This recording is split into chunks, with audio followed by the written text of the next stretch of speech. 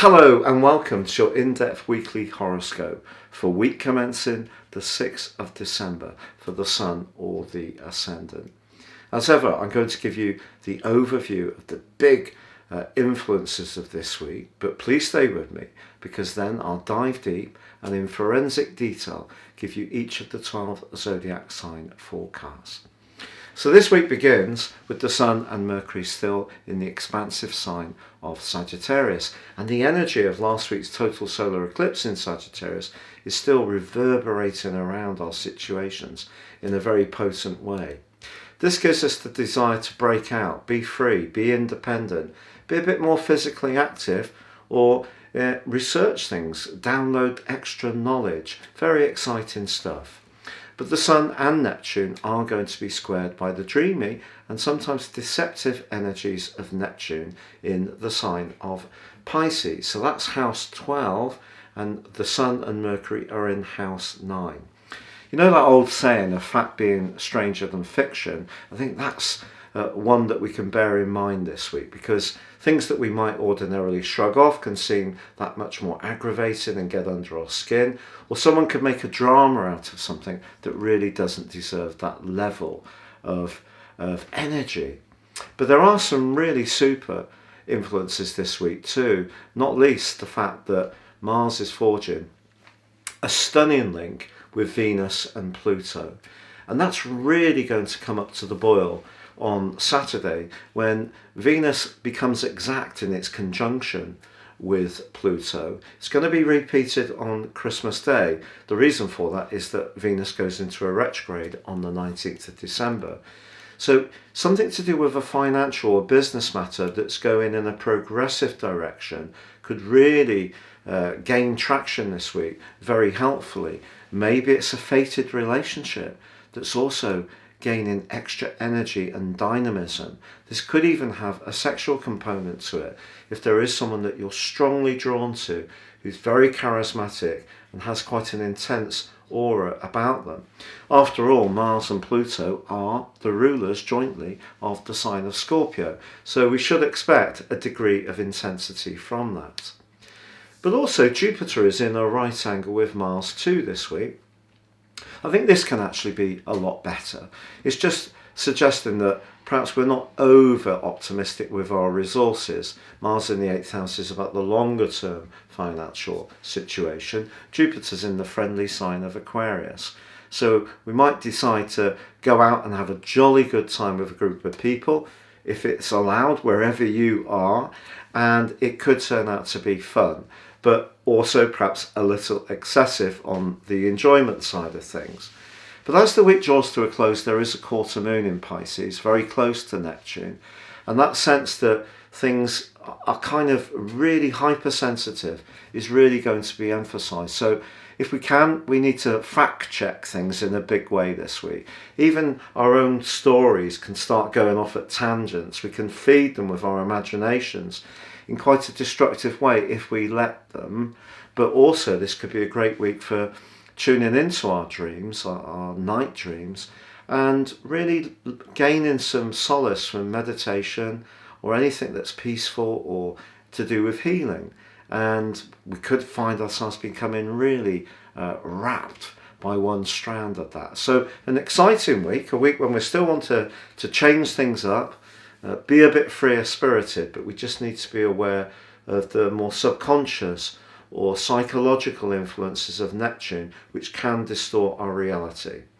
Now, please stay with me for your in-depth forecast, but if you are new to my channel, I'd be honoured if you would subscribe. Please click or tap on the bell notification symbol. This means every time I launch a video, you'll get an alert.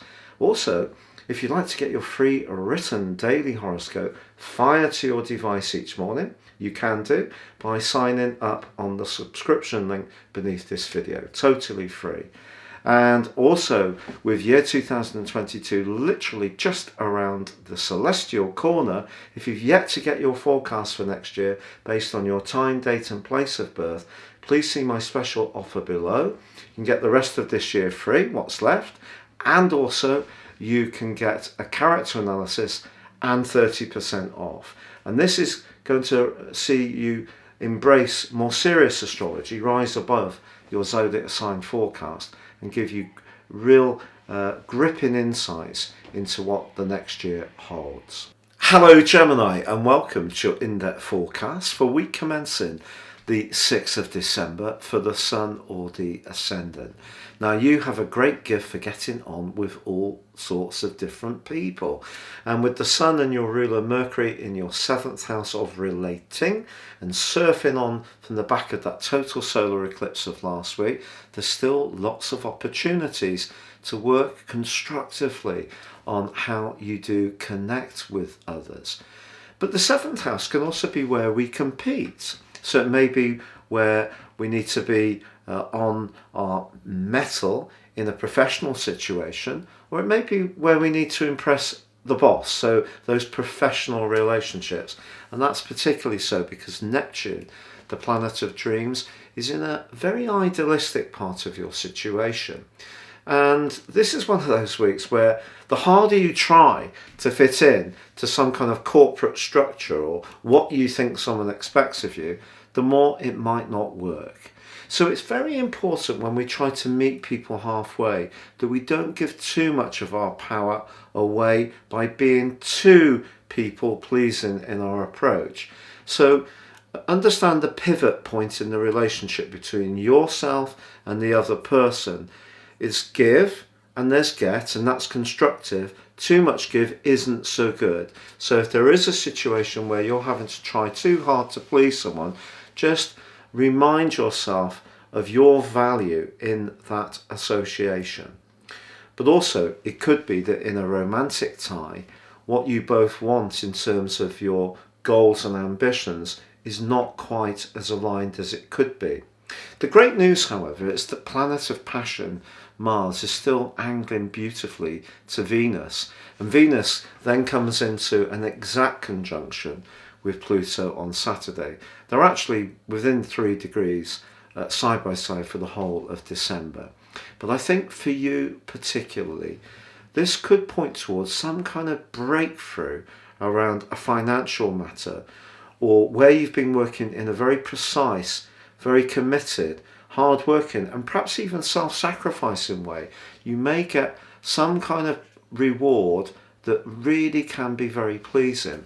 Now if you're single, having Venus and Pluto together in the 8th house is hot, hot, hot. So having Mercury, your ruler, helping you to connect to people in a way which can be a bit more detached. The 7th house is very Libran, so your natural airy energy can help you to be yourself, but at the same time keep a bit of airy detachment, as long as Neptune doesn't start to distort the reality of the situation.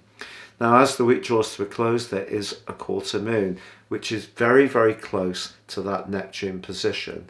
So it is a week when there can be progress made around relationships, but it is important to have realistic expectations.